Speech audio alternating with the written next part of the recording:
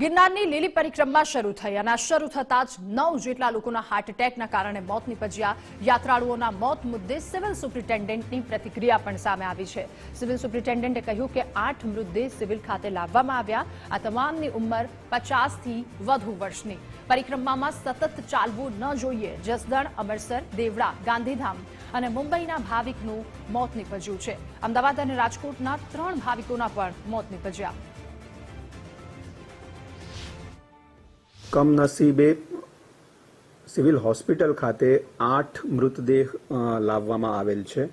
આ જે મૃતદેહ લાવવામાં આવેલ છે એ બધા બ્રોડ ડેડ હતા અને તેઓની ઉંમર 50 થી 70 વર્ષની વચ્ચે હતી અને બધામાં હાર્ટ એટેકથી મૃત્યુ થયેલ હોય એવું લાગે છે અને એટલે અત્રે આવતા પરિક્રમામાં આવતા તમામ શ્રદ્ધાળુઓને નમ્ર વિનંતી છે કે પરિક્રમાનો રૂટ ઘણો લાંબો હોય, એક જ સાથે અથવા ખૂબ વધારે સમય માટે એક ધારું ચાલવું ન જોઈએ અને જરાય પણ બેચેની જેવું લાગે, છાતીમાં દુખાવો લાગે, ચક્કર આવતા હોય એવું લાગે કે ગભરામણ જેવું થાય તો તાત્કાલિક આરામ કરવો જોઈએ અને મેડિકલ ટીમનો સંપર્ક કરવો જોઈએ।